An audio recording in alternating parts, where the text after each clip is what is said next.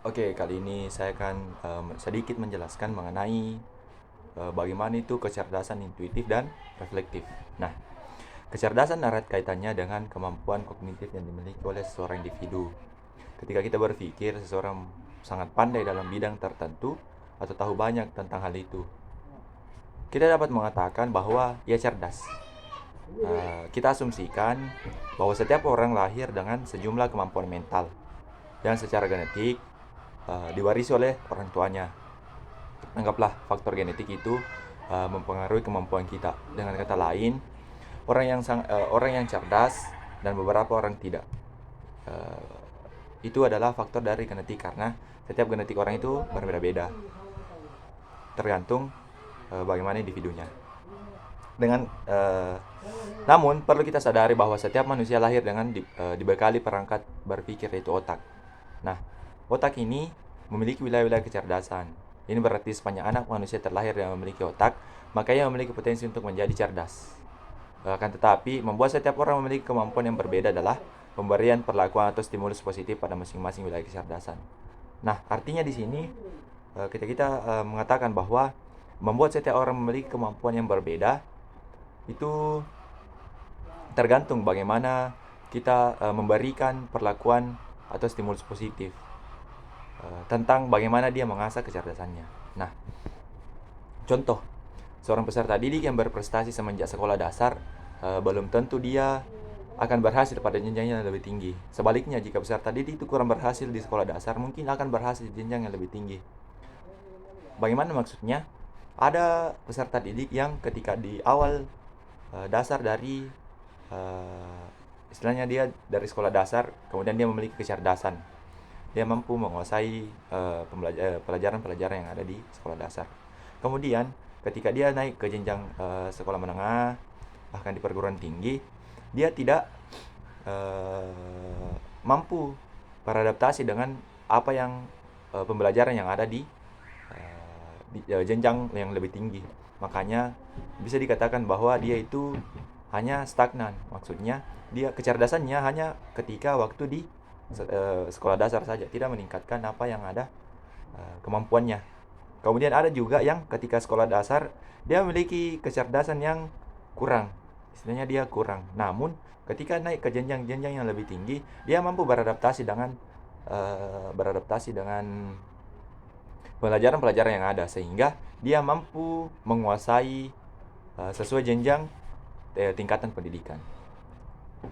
Nah, semua ini bukan hanya ditentukan kecerdasan kognitif yang ia miliki, tetapi lebih kepada sikap peserta didik tersebut terhadap kecerdasan yang dia punya. Nah, itu tadi, ketika dia mau mengasah kecerdasannya, maka pada tingkat-tingkat berikutnya dia mampu beradaptasi dengan pembelajaran-pembelajaran yang ada. Nah, otak yang cerdas adalah otak yang mampu menjalankan fungsinya dengan pemikir, bukan otak yang harus pandai merekam kejadian saja. Nah, di mana seseorang itu tidak mampu menghasilkan hikmah dari satu kejadian yang masuk lewat indranya, baik itu mata, bau, telinga, dan lain sebagainya. Hal inilah yang menyebabkan kita harus mengenal apa yang dimaksud dengan kecerdasan intuitif dan kecerdasan reflektif. Nah, mungkin kita masuk ke pengertian dari kecerdasan intuitif dan reflektif. Istilah intuisi memiliki banyak pengertian. Ada yang mengartikan sebagai kapasitas batin yang membuat kita mengetahui sesuatu yang ketika kita pikiran kita tidak mengetahuinya. Intuisi adalah kemampuan untuk mengetahui sesuatu tanpa melakukan proses reasoning atau conscious analyzing sehingga kita bisa menjawab what to do. Nah, intuisi juga diartikan sebagai alam bawah sadar. Tahu sesuatu yang dilakukan tanpa proses berpikir secara sadar atau sudah menjadi kebiasaan. Nah, kita ambil contoh, misalkan kita mengendarai motor. Ketika kita menambah kecepatannya, motor yang kita gunakan adalah motor bebek, misalkan.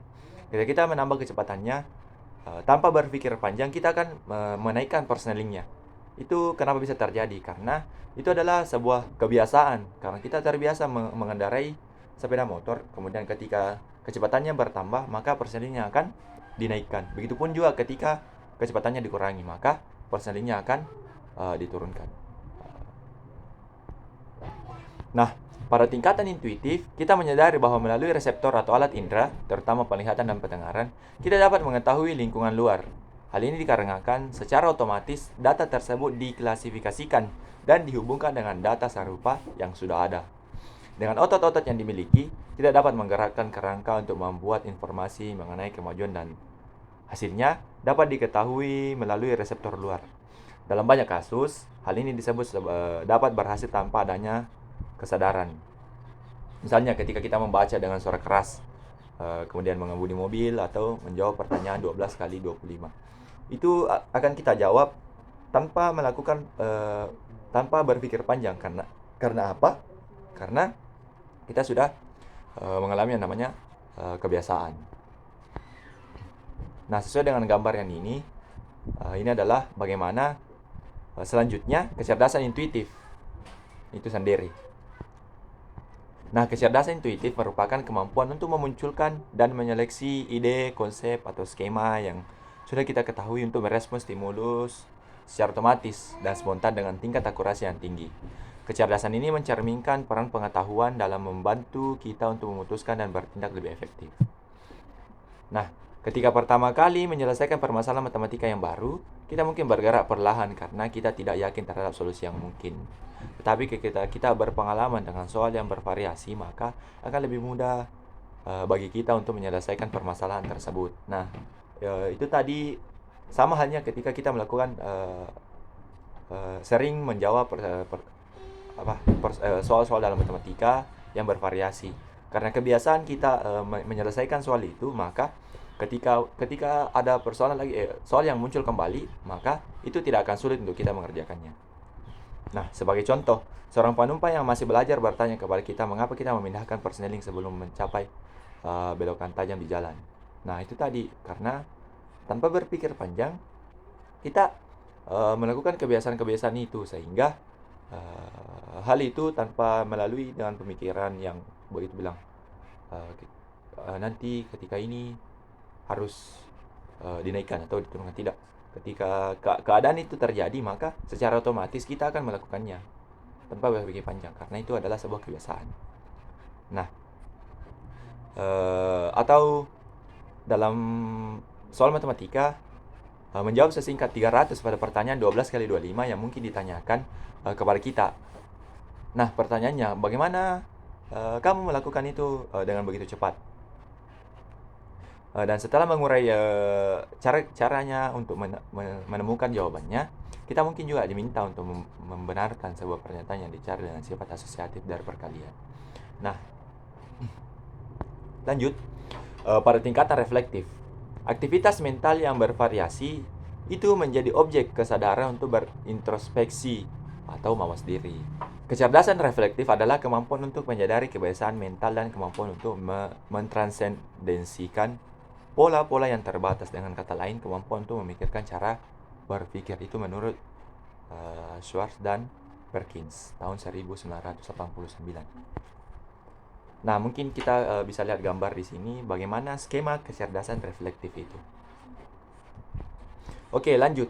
Kita dapat mengganti skema-skema lama dengan skema-skema baru ketika kita mendapatkan persoalan-persoalan dalam matematika yang sering kita temui. Kita dapat membenarkan kesalahan-kesalahan di skema-skema yang ada. Jika kita bilang, saya tahu apa yang saya lakukan salah, ini tidak hanya berarti membayangkan cara kita yang ada, tetapi juga penentuan bagian-bagian tertentu di dalamnya yang menyebabkan kesalahan yang nantinya akan diikuti sebuah perubahan yang menjadikannya benar. Oke, lanjut untuk mengembangkan kecerdasan intuitif dan reflektif. Nah, bagaimana cara mengembangkan kecerdasan intuitif dan reflektif? Sebelum kita membahas bagaimana cara mengembangkan kecerdasan itu, baik itu intuitif maupun reflektif, kita perlu mengetahui kaitannya dengan kecerdasan intuitif dan reflektif pada skema. Nah, dengan mengetahui kemampuan anak mengerjakan suatu hal, maka kita dapat mengetahui bagaimana kita mengerjakan hal lain. Setelah kita mampu memikirkan pada skema kita sendiri, langkah penting selanjutnya yang dapat diambil adalah mengomunikasikan dan mempersiapkan skema baru. Seorang anak mungkin tidak dapat menjelaskan 16 kali 25 secara cepat. Tetapi setelah diberi petunjuk bahwa 16 kali 25 dapat ditulis menjadi 4 dikali 4 kali 25 sama dengan 4 kali 100. Nah, itu adalah skema-skema yang dapat kita terapkan. Sehingga dengan cara yang sama, diharapkan anak juga dapat menyelesaikan perkalian lain seperti 24 kali 25 secara cepat, bahkan menyelesaikan 25 kali 25 itu juga dengan cara cepat. Nah, jika seorang anak dapat menyelesaikan skema semua itu, ini akan menunjukkan bahwa anak tersebut telah mencapai skema sederhana dan tidak sekedar jawaban atas pertanyaan tertentu. Itu menurut Hamid tahun 2012. Nah, kita dapat membenahi kesalahan dalam skema yang ada. Jika kita mengatakan, saya melihat kesalahan yang saya lakukan, itu berarti kita tidak hanya berpikir pada metode yang kita gunakan, tetapi kita berusaha menemukan detail-detail khusus di dalamnya yang menyebabkan kegagalan itu, yang biasanya diikuti dengan perbuatan detail-detail itu. Nah, mungkin lanjut saja dengan contoh yang ada. Misal kita ambil contoh mengalikan 12 dengan 57 dengan cara biasa, dan kemudian baru koma desimalnya dimasukkan kembali dengan menghitung jumlah seluruh angka di belakang koma desimal. Misalkan 12 kali 57 sama dengan 684. Nah, misalkan kita masukkan angka desimal. Kita buat ini ke dalam skema dalam bentuk bilangan desimal. Nah, itu tadi yang 12 kita ambil jadi 1,2. Nah, kita punya satu angka di belakang koma desimal. Kemudian dari 57 tadi kita ambil 0,57. Sehingga ada 2 angka di belakang koma. Jumlahnya semua ada 3. Nah, jadi kita masukkan kembali koma desimal pada hasilnya dan mendapatkan 3 angka di belakang koma desimal. Hasilnya adalah 0,684. Aturan ini memungkinkan anak untuk mendapatkan jawaban benar. Tetapi siswa tidak mengetahui pengertian notasi desimal. Untuk menjelaskan notasi desimal, kita dapat menulis kembali pecahan desimal tersebut ke dalam pecahan biasa. Misalkan 12,5 kali 0,57. Maksud saya 1,2 dikali 0,57 itu sama dengan 12 per 10 dikali 57 per 100 atau 684,1000. Hasilnya adalah 0,684. Nah, berdasarkan contoh-contoh sebelumnya, kita bisa melihat bahwa kecerdasan reflektif selalu mengiringi kecerdasan intuisi. Intuisi berasal dari hal-hal yang kita ketahui, pola yang kita kenali, yang memandu kita secara otomatis dan spontan dalam merespons stimulus. Ketika intuisi sudah muncul, maka ada kecenderungan untuk memikirkan kembali respon yang sudah kita lakukan dengan kata lain, merefleksikan kembali cara berpikirnya.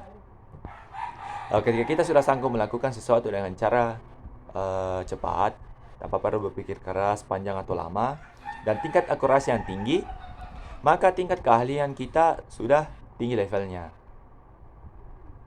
Nah, Stephen R. Covey menyebutnya sebagai habit. Untuk melatih habit, maka syaratnya harus 3, yaitu yang pertama mengasah keterampilan, kedua menambah pengetahuan, dan yang ketiga memiliki keinginan yang kuat. Nah, kita juga bisa melatih kebiasaan. Bagaimana kebiasaan itu? Yang pertama pengetahuan. Apa yang harus kita lakukan? Terus mengapa kita melakukan itu? Kemudian ketika pengetahuan itu sudah ada, kita bisa muncul keinginan bilang, wah, saya mau melakukan itu, saya mau membuktikan itu. Kemudian ada keterampilan. Keterampilan ini adalah bagaimana kita menerapkan dari keinginan yang kita mau sebelumnya. Nah, salah satu hal penting dalam mengembangkan kecerdasan reflektif adalah komunikasi. Komunikasi muncul sebagai salah satu pengaruh yang menguntungkan pada perkembangan kecerdasan reflektif. Di dalamnya perlu ada kaitan antara ide dengan simbol-simbol. Selain itu, adanya interaksi ide-ide seseorang dengan ide-ide yang lain, yaitu menjelaskan ide-ide dalam pikiran seseorang, menyebutnya dengan istilah-istilah yang tidak menimbulkan salah paham, menyatakan hubungannya dengan ide-ide lain, memodifikasi kelemahan pihak lain, dan akhirnya mendapatkan struktur yang lebih kuat dan lebih kohesif dibandingkan sebelumnya. Sehingga diskusi merupakan salah satu aktivitas yang mendukung pengembangan kecerdasan reflektif. Kenapa? Karena ketika kita ada yang memiliki kelemahan, kemudian ada yang salah satunya juga memiliki kelebihan. Dengan mengkomunikasikan, kita mampu menemukan jalan tengah dari apa yang kelebihan dan kekurangan itu. Nah, kita masuk kepada kecerdasan intuitif dan reflektif dalam pembelajaran matematika. Nah, langsung saja kita masuk ke, supaya lebih gampang, kita masuk ke contohnya. Misalkan A pangkat 2, berarti di situ A dikali A. Kemudian A pangkat 3 sama tadi A kali A kali A dikalikan sebanyak 3 kali. Itu pun A pangkat 4 dikalikan sebanyak 4 kali. Kemudian kalau misalkan kita kalikan A pangkat 2 dikali A pangkat 3 itu sama dengan A dikali A dikalikan sebanyak 2 kali, kemudian dikalikan lagi A sebanyak 3 kali, maka kita akan dapat hasilnya A pangkat 5. Nah, dari sini kita menemukan satu pola.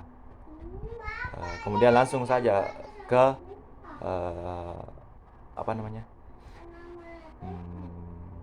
pembagian. Nah, pembagian bilangan berpangkat. Kan tadi itu perkalian bilangan berpangkat. Kemudian ini adalah pembagian bilangan berpangkat. Misalkan A pangkat 5 dibagi A pangkat 2.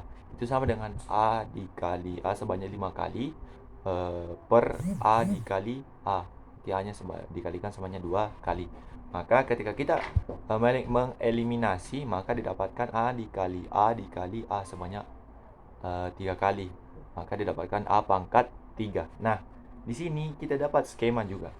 Nah, dari dua contoh di atas, kita bisa mengatakan bahwa ketika perkalian berpangkat A dikali M, A pangkat M dikali A pangkat N itu sama dengan A pangkat M tambah N. Nah, di sini kita bisa mengatakan bahwa pangkatnya dijumlahkan. Begitupun dengan pembagian bilangan berpangkat. A pangkat M dibagi A pangkat N itu sama dengan A berpangkat M dikurang N. Nah, ketika pembagian bilangan berpangkat ini pangkatnya dikurangi. Nah, itu adalah skema baru yang kita dapatkan. Tapi dengan aturan bahwa M dan N ini adalah bilangan asli, di mana M harus lebih besar dari N, dan pangkatnya itu tidak boleh 0 atau minus.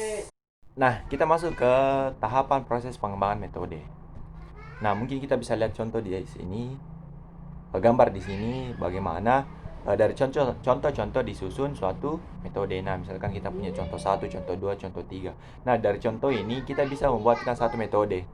Kemudian gambar selanjutnya, metode tersebut diaplikasikan kembali ke contoh lain. Misalkan kita buat contoh ada 1, 2, 3 contoh. Kemudian kita kita simpulkan metode. Kemudian dari metode yang kita dapatkan dari ketiga contoh, kita aplikasikan kembali ke contoh lain apakah itu benar. Nah, sehingga kita dapatkan proses pengembangan dari metode itu. Kita mulai dari beberapa contoh, kemudian dibuatkan metode, lalu kembalikan ke contoh untuk bagaimana pembuktiannya. Nah, fungsi kecerdasan reflektif sangat penting untuk kemajuan matematika ke tingkat yang lebih tinggi. Penelitian Inhalder dan Piaget yang menunjukkan bahwa anak yang lebih mengembangkan kemampuan untuk memikirkan pada isi atau konten selama usia 7-11 tahun dan memanipulasi ide-ide konkret dengan berbagai cara, seperti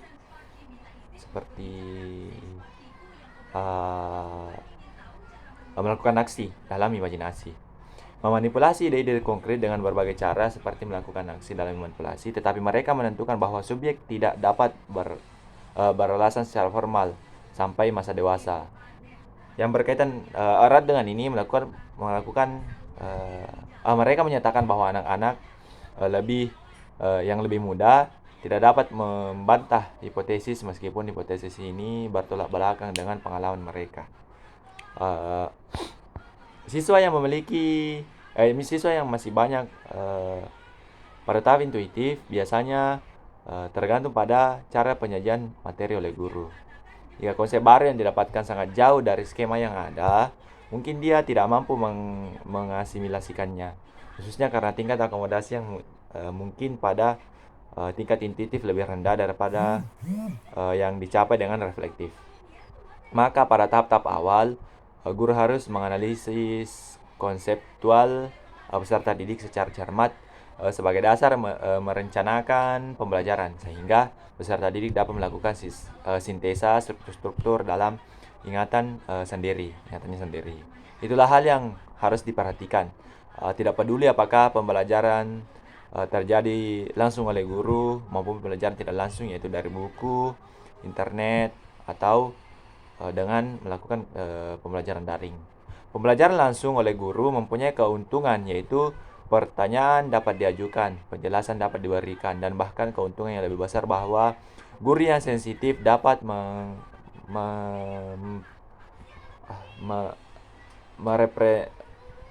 mempersepsikan perkembangan skema tiap peserta didiknya dan mengerjakan materi yang tepat sesuai dengan kondisi siswa.